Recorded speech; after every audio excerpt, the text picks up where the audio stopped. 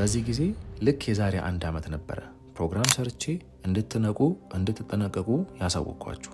ወገኖቼ ቡና ለምን እንደተባለ፣ ከየትኛው የኢትዮጵያ ክፍል እንደተገኘ፣ ለመጀመሪያ ጊዜ ማን ስም እንዳወጣለት፣ ከሀገራችን ከኢትዮጵያ አልፎ ተርፎ በዓለም ምን ያህል ተጠቃሚ እንዳለው ልነግራችሁ፣ ላሳስባችሁ፣ ላሳውቃችሁ አይደለም። በተቃራኒው እየተደረገና እየሆነ ያለውን አደገኛ ነገር ነው ይዤላችሁ የመጣሁት። የዛሬ 1 ዓመት የማስጠንቀቂያውን ፕሮግራም ስሰራላችሁ ወደ ሀገራችን ገብቷል ብዬ ሳይሆን የነበረው ወደ ሀገራችን የሚገባበት እድሉ ከፍተኛ ነው ብዬ ነበረ ለጥንቃቄ ያክል ያስገነዘብኳችሁ። ወገኖቼ እንደዚህ አይነቱን ቡና መጠጣት ከሰብአዊነት ወይም ደግሞ ከሰው ልጅ ተፈጥሮ አንጻርም ሆነ ከመጽሐፍ ቅዱስ አንጻር ሲታይ ትክክል ያልሆነና የተወገዘ ነገር ነው። ለዚህም ነው መጽሐፍ ቅዱስ በአንደኛ ቆሮንቶስ ምዕራፍ 6 ቁጥር 19 እንደዚህ የሚለው ስጋችሁ ከእግዚአብሔር የተቀበላችሁት በእናንተ የሚኖረው የመንፈስ ቅዱስ ቤተ መቅደስ እንደሆነ አታውቁምን? በዋጋ ተገዝታችኋልና ለራሳችሁ አይደላችሁም። ስለዚህ በስጋችሁ እግዚአብሔርን አክብሩ ይላል። ወገኖቼ ስጋችን፣ አካላችን ክቡር የሆነው የመንፈስ ቅዱስ ማደሪያ ስለሆነ ስለምንበላው ስለምንጠጣው ነገር ጥንቃቄ ማድረግ እንዳለብን ሲያስጠነቀቀና ሲያሳስበን ነው እንደዚህ ያለው። መንፈስ ቅዱስ በእኛ ላይ እንዳያድር እንዳንባረክ፣ ሕይወታችን በመንፈስ ቅዱስ የተዋጀ እንዳይሆን በከፍተኛ ሁኔታ ስጋችንን የማቆሸሽ ስራ እየተሰራብን ነው ብዬ አምናለሁ። ምክንያቱም የጾም ነው፣ በጾም ወቅት የምንመገበው ምግብ ነው ብለን የገዛነው ምግብ ውስጥ ከአሳማና መጽሐፍ ቅዱስ ልትበሏቸው አይገባም፣ ከነዚህ ምግቦች ተቆጠቡና ተጠንቀቁ ብሎ ያሳሰበንን የእንስሳት ተዋጽኦችን ማግኘት የተለመደ ሆኗል። ወገኖቼ በማወቅም ሆነ ባለማወቅ እንደዚህ አይነት ምግቦችን ከበላን የግዴታ የንስሐ ጥምቀት ወይም ደግሞ የቄደር ጥምቀት የሚያስፈልጋቸው ስለሆኑ በቀጣይ የምነግራችሁን ነገር ስትሰሙ እንዳትደነግጡ። ይሄኛው የቡና አይነት ኮፒ ሉዋክ ይባላል። በሀገራችን እንግዳና አዲስ ነገር ቢሆንም የጣዖት መንደር ለሆነችው ለኢንዶኔዥያ እና ለታይላንድ ግን አዲስ ነገር አይደለም። እነዚህ የኢንዶኔዥያ እና የታይላንድ ዜጎች እንደዚህ አይነቱን ቡና ለዓለም ከማስተዋወቃቸው በፊት በኢንዶኔዥያ እና በታይላንድ አካባቢ የሚገኙ በዚህ ባንዲራ ማህበረሰቦች ዘንድ በስፋት ይዘወተርና ጥቅም ላይ ይውል ነበር። ወገኖቼ የዚህም ባንዲራ ብሔርተኞች እንደምታውቋቸው ነው። እንኳን አእምሮ ያለው ሰው ይቅርና እንስሳም በደመነፍሳቸው ሊያደርጉት የማይገባውን ነገር የሚያደርጉ የሚለማመዱ ሰዎች ናቸው። ከልምምዶቻቸውን ባሻገር ሰው የማይበላውን ሰው የማይጠጣውን ነገር እንደሚበሉ እንደሚጠጡ ይታወቃል። ለዚህም ነው ይሄኛውን የቡና አይነት እስከ መፍጠር ደረጃ የደረሱት።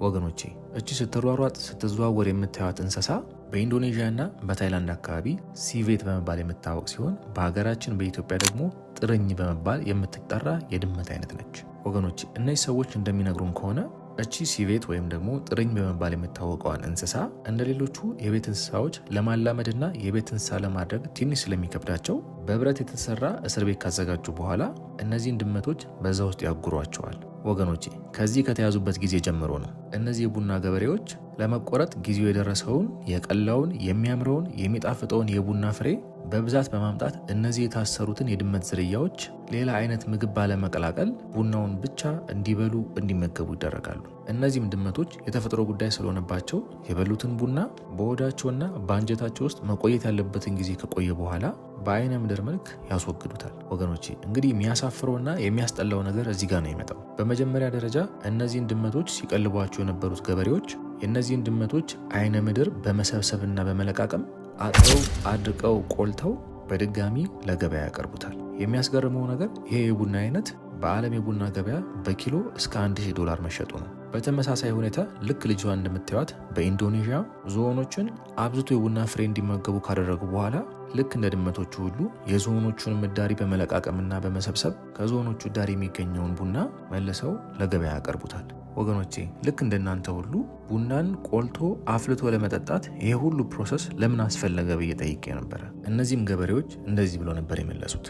ከቡና ፍሬ ውስጥ የሚወጣው መርዛማና ጨጓራችን የሚጎዳው መራራ ጣዕም ወደኛ ወደ ሰውነታችን ከመግባቱ በፊት በዚች ድመት ጨጓራ አማካኝነት መራራ ጣዕሙም ሆነ ጎጂ ኬሚካል የሚቀንሰውና የሚወገደው የግዴታ በዚች ድመት አማካኝነት ከተበላ በኋላ በጨጓራዋና በአንጀቷ ውስጥ በሚፈጠረው የኬሚካል ሪያክሽን ነው ብለው ያምናሉ፣ ይሰብካሉ፣ ለማሳመንም ይሞክራሉ። አይደለም ዓለም እኛ ኢትዮጵያውያንም ተቀበለናቸው እየተገበር ነው እንገኛለን። ሰላም ተመልካቾች እንደምን አላችሁ? ማሳያችሁ የጥርኝ ቡና ነው የሚባለው። የጥርኝ ቡና ብዙም ኢትዮጵያ ውስጥ አናውቀውም። ከብዙ ፍለጋ በኋላ ዛሬ አግኝቼዋለሁ። የጥርኝ ቡና ማለት ጥርኞች የበሰለ ቡና ከበሉ በኋላ እንደዚህ ከአይነ ምድራቸው ጋር የሚወጣ ቡና ነው። ይህ ቡና በዓለም አቀፍ ደረጃ እጅግ በጣም ተፈላጊ ነው። ተፈላጊ ያደረገው ምንድን ነው? ጥርኞች ይህን ቡና ከበሉ በኋላ ቡና በተፈጥሮ ብዙ ፕሮቲን አለው። ፕሮቲን ያለው ቡና ደግሞ ጣዕሙ አነስተኛ ነው። ሆዳቸው ውስጥ ባለው ኤንዛይም እዚህ ቡና ውስጥ ያለውን ፕሮቲን ያስወግዳሉ። ከአይነ ምራቸው ጋር እንግዲህ የምታዩት ቡና ፕሮቲኑ ወጥቶለታል ማለት ነው በኤንዛይሙ። ስለዚህ ይሄ ቡና በጣም ውድ ነው። በዓለም አቀፍ ደረጃ አንዱ ኪሎ ከ200 እስከ 500 ዶላር ይሸጣል፣ የአሜሪካን ዶላር ይሸጣል። አንዱ ሲኒ የተፈላ ቡና ደግሞ ከዚህ የሚፈላ ቡና ከ30 እስከ 100 ዶላር በላይ እንደሚሸጥ መረጃዎች ያሳያሉ። በጣም ውድ ቡና ነው። በተፈጥሮ ደግሞ ጥርኞች እንደዚህ አንድ ቦታ ላይ ነው አይነ ብራቸውን የሚጥሉት። ቡና ይሄ የበሰለ ቀይ ቡና ዋናው ምግባቸው ነው። እኔም በስንት መከራ በስንት ፈለጋ ብዙ ጊዜ እየፈለኩ ነበር። ዛሬ በተግባር አይቼዋለሁ። ይሄን ለእናንተ ሼር ለማድረግ ነው። እንዳልኩት ሆዳቸው ውስጥ ኤንዛይም አለ። ያ ኤንዛይም የቡናውን ፕሮቲን ያስወግዳል። ፕሮቲን ደግሞ የወጣለት ቡና ጣዕሙ በጣም ከፍተኛ ነው። እንግዲህ እኔም በጣም ነው የሚገርመኝ። ያገኘሁትን እውቀት ለእናንተ ሼር ለማድረግ ነው። ብዙ ሰዎችን ስትጠይቁ ነበር። የጥርኝ ቡና ማለት ነው ማለት ነው። የተወሰነ ሳምፕል እየወሰድኩ ነው ከዚህ የጥርኝ ቡናውን ማለት ነው። እንደምታዩት እስኪ ወስደን አፍልተንም ልንጠጣው እንችላለን ማለት ነው። ወገኖቼ ይህን ቪዲዮ ለመስራት የተነሳውበት አንዱ ምክንያት ከመንግስት አካልም ሆነ ከግለሰቦች ጋር ችግር ኖሮብኝ ሳይሆን ልክ እንደ ሌሎቹ እንደ አውሮፓውያንና እንደ አሜሪካውያን ሁሉ አንድን ነገር ወደ ገበያ ስናቀርብ ስናስተዋውቅ በምርት አምራቾቹም ሆነ በምርት አቅራቢዎቹ ዘንድ ስላመረቱትም ሆነ ወደ ገበያ ስላመጡት ዕቃ በግልጽ አይነገረንም፣ አናውቅም። ትልቁና ዋናው ደካማ ጎናችን ደግሞ እኛ በግላችን አናጣራም፣ አንመረምርም። በሀገራችን እንደዚህ አይነቱ ምርት መገኘቱ ምናልባት ለዓለም ገበያ ወይም ደግሞ ለኤክስፖርት ዓላማ ተፈልጎ ነው ብላችሁ ብታስቡ ሙሉ በሙሉም ባይሆን በጥቂቱ ልቀበላችሁ ይችል ነበር። የሚያሳዝነው ነገር በዚች የድመት ስም ካፍቴሪያም ተከፍቷል። ወገኖቼ ወደድንም ጠላንም በዚህ ዘመን ስለምንበላውና ስለምንጠጣው ነገር የግዴታ ማስተዋል አለብን። So it exactly comes out like this because the animal cannot digest the coffee bean. So when they eat the coffee, they only swallow the bean, they ferment it and comes out with the poo. So the poo comes out is the whole bean like this. And from the poo, we have to wash by hot water. So this is after we are washed by hot water until we get the clean bean. So we need to wash around 5 until 10 times by hot water. After clean like this, we have to remove the shell. So we remove the shell of the coffee. So the bean inside is very clean because they never have contact with the poo because they still have shell to cover. And this is after clean.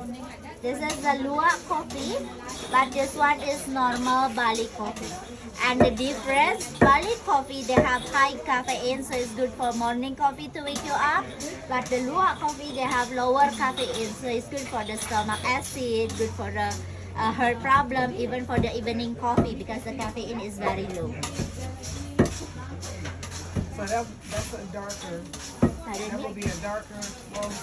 Yeah, will be the right. And this one is cacao bean or the chocolate bean. This is after we dry, and same with the coffee, we need to roasting to get the taste of cacao, of chocolate. Yeah. And also we grow some spices. We use for herbal tea because no tea plantation here. So we make a tea from the spice, from the ginger. So we have ginger tea. It's very good when you have throat problem or stomach issue. Also here we have turmeric. We have turmeric tea is good for the stomach pain, good for inflammation. And then here we have lemongrass. Lemongrass tea is good for digestion, also good for diet to losing weight. And then here we have rosella or hibiscus. Hibiscus flowers is very good for the cholesterol, also good for skin. And then we have mangosteen as well. Mangosteen is a tropical fruit. We eat the white part inside and the skin we use for the tea. And it's very rich of antioxidants, so it's good for the anti-cancer. This one is cloves. In here we use cloves for cooking, for balm and for cigar as well. Chili we have in here and the cinnamon because here we have chocolate bar with chili and cinnamon flavor. And this one is frangipani flowers. This flowers is the Balinese flowers. We use it for the incense. Also we can use the flowers for the essential oil, perfume or lotion. And The roasting process is right here.